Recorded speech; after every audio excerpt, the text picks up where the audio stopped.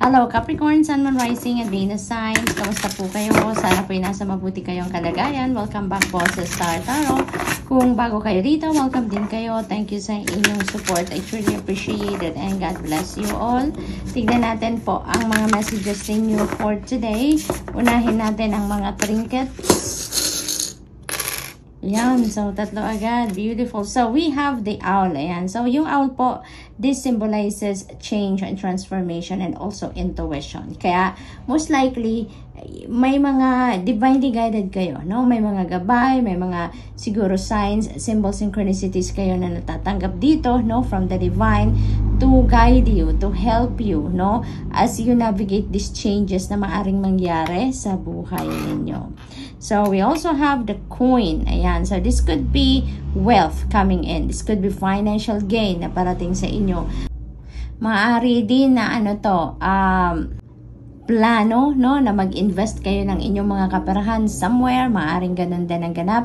And this is also saying na ang karamihan sa inyo dito, Capricorn, kung ano man yung mga gusto ninyo talaga mangyari sa buhay ninyo, ano yung mga gusto ninyong ma-achieve, ma-accomplish, you're going to do anything and everything in your power around this time para mangyari yun, no? Yung ganon. So, you're going to pursue whatever you really want sa buhay ninyo sa ngayon. So, we have Stingray. Ayan. Si Stingray naman, this is about change and also adaptability. So, maraming mga pagbabagong ganap dito. Yun din na sinasabi ni Owl dito. May mga ganap dito na, alam mo yun, may mga shifts, no, na mangyayari sa buhay ninyo, sa iba't ibang parte na buhay ninyo. And, you know what, parang ano yan, parang walang masyadong epekto na yung bang may epektong discomfort sa inyo, no? Parang walang ganon. Kasi you're going to be very flexible, you're going to be very adaptable, at saka ano lang kayo, chillin lang kayo dito sa mga pagbabagong ito. Maaari din kasi na mga pagbabagong ito ay ginusto talaga ninyo, maaring plinano nyo talaga yan, maaring gusto nyo talaga ang mga pagbabagong yan na gagawin ninyo, no? So, kaya naman, ano kayo, yung parang siguro handa na rin kayo, no? Sa mga pagbabagong yan. So, we also have Queen of Wands. Ayan. So, parang kanina nasabi ko na you're going to do anything and everything in your power ngayon para mangyari kung ano man ang gusto ninyong mangyari, yung mga gusto ninyong ma-achieve sa buhay ninyo, talagang you're going to be working on it, no? Ganun din ang sinasabi nito ni Queen of Wands. Maging confident ka, maging assertive ka, no? And then go for whatever it is that you really want to accomplish. Kung ano yung goal ninyo talaga, sige, go for it, no? Parang ano dito si Queen of Wands, no? Yung parang sigurado siya sa gagawin niya, sigurado siya sa mga steps, no, na titikin niya sa ngayon. Kaya ganun din kayo, Capricorn, no? Maaring pinagplanuhan nyo na yan talaga, pinag-isipan ninyong mabuti, nag-strategize kayo. Kaya naman, you are on it talaga. You're on it. So, what else? We have Three of Swords. Ayan. So, ang iba naman sa inyo dito, no? Siguro meron kayong meron ditong heartache, meron ditong heartbreak, no? There is something dito na nangyari sa buhay ninyo na talaga namang nasaktan kayo, no? Nasaktan kayo dito. And it happened already in the past, no? Maaring, ang napipick up ko dito, maaring mayroon na naman sitwasyon na nangyari sa inyo na nakapaalala sa inyo kung ano ang nangyari na in the past, no? Kasi wala namang dito, wala namang fresh blood tayong nakikita dito sa card na to. So, it is not recent. It is not current, it is not recent. So, talagang most likely, matagal nang nangyari kung ano man ang heartache na to. Matagal na tong nangyari. And parang merong nagbabalik na memory, you know, sa inyo about that heartbreak na yan. Kung ano man ang sitwasyon na nagkaroon kayo ng heartache dito, heartbreak dito. Talaga namang nangyari na yan matagal na. At ngayon, there may be situation, there may be instances na nakapagpa-remind na naman sa inyo ng sitwasyon na yun. Kaya siguro naiiyak na naman kayo. So, kumbaga parang aftermath, no? Kung ano man na nagpapaiyak sa inyo sa ngayon, that is the aftermath, no? Ng kung ano ang nangyari na in the past. Okay? So, what else? Lilipas din yan. Ano? Lilipas din yan. So, we have 8 of Cups. Beautiful. If your life feels stale, explore some new scenery. And that is what is happening dito for most of you, Capricorn. You are walking away from something dito, no? Feeling ninyo, stale na kayo dyan. Yung sitwasyon na yan, there's no movement anymore. There's no progress then. There's no advancement dito. Wala ka ng room for improvement or wala ka ng room for growth sa sitwasyon na to. That's why you're going to decide that you're going to move on, no? You're going to move on from this situation, whatever this is, no?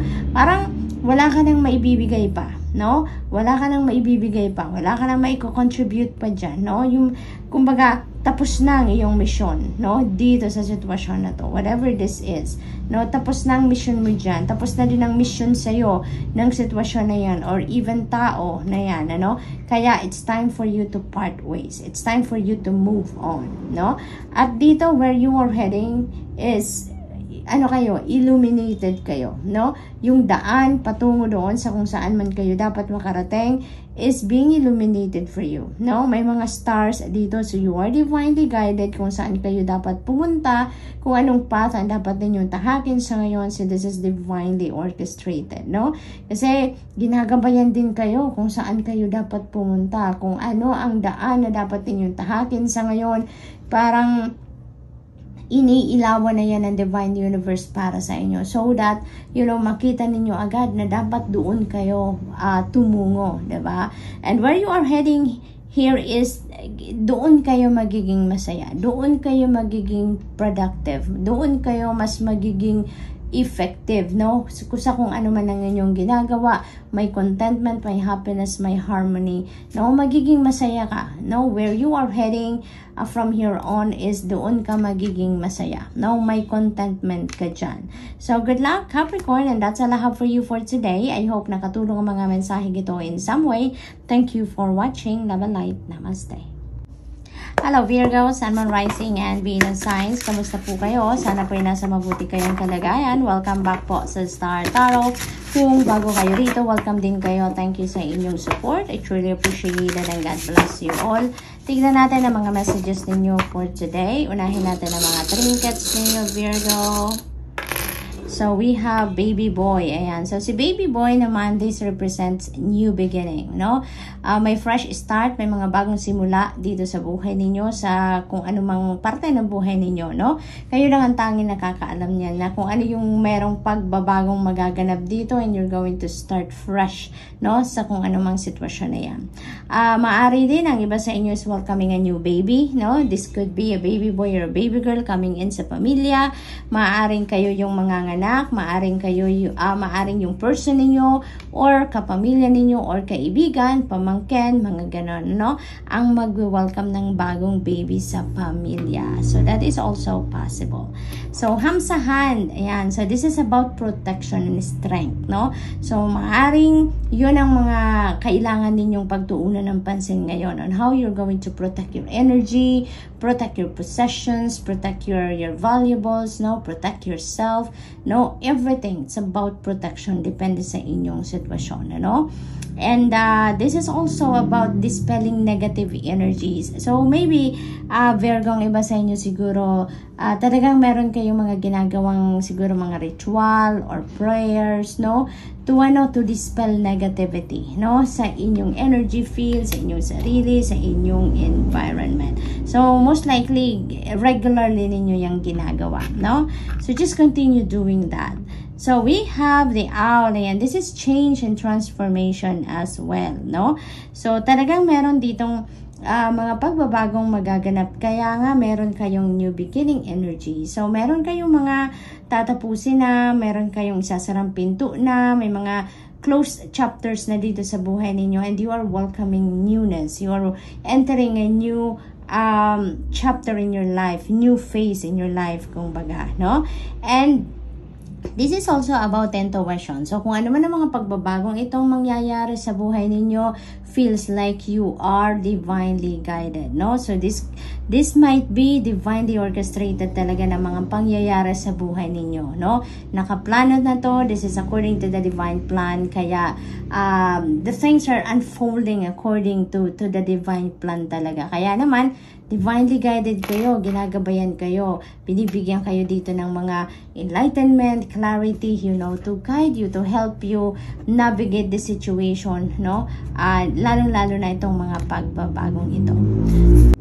So, we also have Ace of Pentacles, beautiful energy.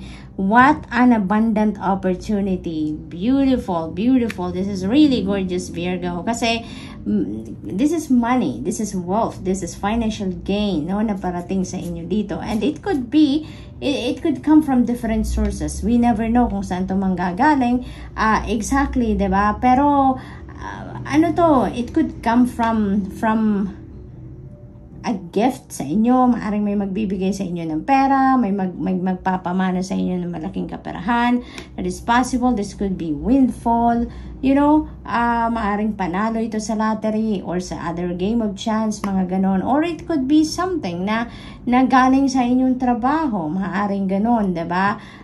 Maari din na this is return of investment ninyo, no? So that is also possible, but definitely there is money coming in, Virgo. There is money coming in. So, let's claim this. Let's claim this. And i-align na ninyo ang inyong sarili with this energy so that ma-attract talaga ninyo yung perang yan, no?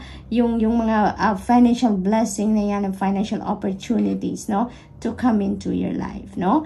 And this is really a beautiful energy kasi ito na yung simula, no? This is Ace, so this is new beginning. We have new beginning, we have changes. So talagang merong malaking pagbabagong magaganap dito sa buhay ninyo at magsisimula yan sa pangkaparahang aspeto, no? It could start, no? Yung changes na to could start sa inyong finances, no? A finances department. This is the beginning of change, no? But beautiful change sa inyong financial landscape, Virgo, and it feels like this is a chain of events, no?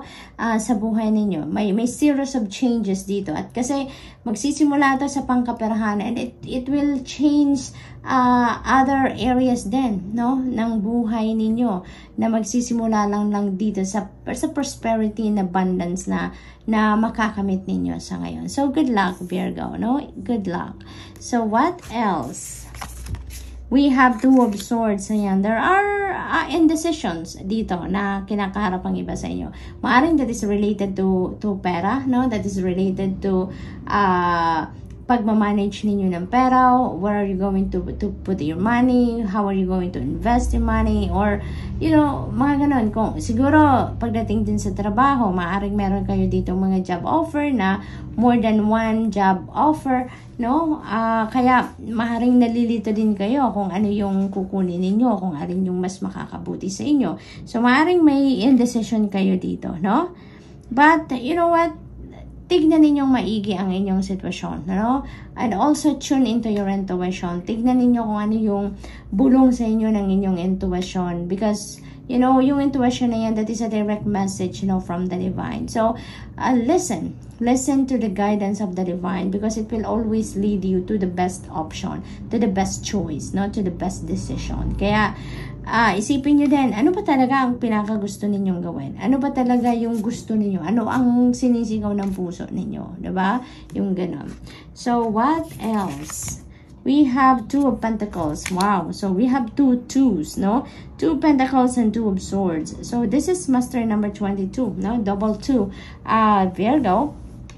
So, I suggest you please look up for the meaning of Master number 22 po for more guidance, okay? Dito naman sa Two of Pentacles, no? You're juggling many things, no? You're juggling many things. Maaring marami kayong trabaho, maaring marami kayong obligasyon, responsibilidad, maaring marami din kayong bagay na kailangan pagdesisyonan. That is also possible. You know, you're all over the place, no, Virgo? You're all over the place. Maaring marami kayong pinagtutuunan ng pansin, ano? Maaring ganon. And this is is calling you for balance, no? Yung energy na to is calling for you to bring the balance back in your life, nang sa gayon, mas makapag-isip kayo ng maayos na kailangan nyo dito sa Two of Swords energy, no? So, kailangan ninyo na i-ground ang inyong sarili, muni-muni kayo, mag-solitude kayo, mag-reflection mode kayo, nang sa gayon, kumalma, no? Kumalma ang buong katawan ninyo, at nang sa gayon, mas makapag-concentrate na kayong muli, mas makapag isip kayo ng mas maayos, no? Mas nasa focus, yung ganon. So, good luck, Virgo, and that's all I have for you for today. I hope nakatulong ang mga mensaheng ito in some way. Thank you for watching. Love and light. Namaste. Hello, Taurus, Sun, Moon, Rising, and Venus signs. Kamusta kayo? Sana po ay nasa mabuti kayong kalagayan. Welcome back po sa Star Tarot. Kung bago kayo rito, welcome din kayo. Thank you sa inyong support. I truly appreciate it, and God bless you all. Tignan natin ang mga messages ninyo muna sa trinkets. Taurus. So, Taurus, we have tayong owl. Ayan. So, yung owl naman, this symbolizes change and transformation and also intuition, no? So, sa mga pagbabagong itong magaganap sa buhay ninyo, huwag kayong mag-alala. Divinely guided kayo. All you need to do is to follow and listen to what your intuition is telling you. Nasa gayon, lagi kayong nagagabayan, ano? Lagi kayong nasa tamang path lang, nasa tamang direction kayo lagi, no? So, this leaf is about rebirth. Ayan, so this is rebirth. So, there is, kumbaga, bagong buhay, bagong pag-asa then para sa iba sa inyo dito, Taurus. So, maaring yun ang magbabago, no? Yun ang area na yun ang magbabago. Magkakaroon kayo dito ng bagong buhay, no? May fresh start kayo na nayayakapin dito. So, we have Tortoise. Ayan, you are moving ahead, pero yung kalmado lang. Chill lang kayo, no? You're moving cautiously dito, no? Slowly but surely dito ang approach ninyo sa inyong mga sitwasyon, Taurus. So, there's no rushing dito. Walang pagmamadali. Walang pagkaligaga dito, no? Kalmado lang ang lahat. Parang kalkulado nyo lahat ang bawat gagawin nyo dito. Every step of the way na titikin ninyo, parang kalkulado ninyo, no? Maingat na maingat kayo dito. So, we have Starfish. This is also guidance. It is also about intuition. So, definitely, ginagabayan kayo ng Divine Universe dito and the rest of your spirit team, Taurus, sa inyong journey. Kung ano man ang mga pagbabagong mangyayari sa buhay ninyo dito, ginagabayan kayo, tinutulungan kayo, no? Ng Divine Universe and the rest of your spirit team. So, what else? We have Four of Swords. Ayan, pagod si Taurus, no? Pagod kayo. Maaring may mga sumasakit sa inyong katawan, ano? May nararamdaman kayong sakit ng tiyan siguro, sakit ng balakang, yung mga ganun ba, no? Ulo, kung anong parte ng katawan ninyo, maaaring sumasakit na. It's because, you know, your body is sending you a message, no? Na magpahinga naman kayo. It's also about time for you to rest. It's about time for you to do some kind of self-care din naman, ano? Nang sa gayon, makabawi kayo, ma-replenish ninyo kung ano man ang kailangan ng katawan ninyo, no? Na energy, na strength, yung ganon. So, it's about time for you to rest, okay? What else? We have King of Cups. Ayan, always compose yourself before giving a response. Ngayon, pag-isipan ninyong mabuti muna ang lahat, no? Maaring may mga balita kayo ditong matanggap, may mga information kayong matanggap dito, and before you react, before you say something, make sure that you think it twice or thrice, no? Nang sa gayon, sigurado kayo sa iko-komento ninyo, sigurado kayo sa mga salitang bibitawan ninyo, na alam mo yun, magiging fair and compassionate pa rin, no? Kahit siguro hindi masyadong maganda ang impormasyon na na-receive ninyo, but still, you know, make sure na yung ilalabas ninyong reaction or ipapakita ninyong reaction is still a compassionate one, no? Yung ganun ba? And then also, you know, ang napipick up ko din dito, maybe at this time, Taurus, talagang yung psychic abilities ninyo are on point. Yung psychic abilities ninyo are talagang heightened, kumbaga, sa ngayon. Kaya maraming downloads ang binibigay sa inyo dito, 'di ba? Meron tayong starfish, meron tayong owl energy. So, talagang maraming downloads, maraming gabay, divine guidance ang ipapadala sa inyo dito ng Divine Universe. So, it's for you to access them, okay? Para makatulong sa inyo. So, we also have justice energy. Ayan. Stick to your truth and everything will turn out just fine, 'di ba? Ganun talaga. Kung ano yung gusto ninyong i-express, kung ano ang gusto ninyong ipahayag, kung ano nasa isip ninyo, nasa kalooban ninyo, express it, put them into words, 'di ba? Nang sa gayon, talagang marinig din ng mga tao ang kailangan nilang marinig, ma-express mo kung ano ang gusto mong ma-express. Nang sa gayon, talagang transparent ka, 'di ba? You're being honest, no? Sa iyong sarili, pati na rin sa ibang tao, 'di ba? And then balance will be back in your life as well dito, Taurus, no? So napakagandang sitwasyon. Kaya maaring ang mga pagbabagong ito, is also linked to this justice energy na ibabalik mo na ang buhay mo, sarili mo sa balance, no? Maaring may kaayusan na ngayon ang sarili ninyo. It's because siguro kung may mga problema man kayo pinagdadaanan, siguro masusolusyonan nyo na or nahanapan nyo na ng solusyon.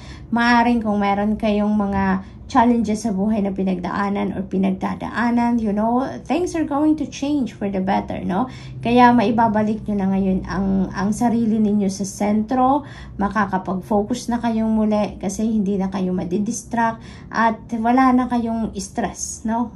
Yun ang napipick up ko dito for some of you. So, good luck. And that's all I have for you for today. I hope nakatulong ang mga mensaheng ito in some way. Thank you for watching. Love and light. Namaste.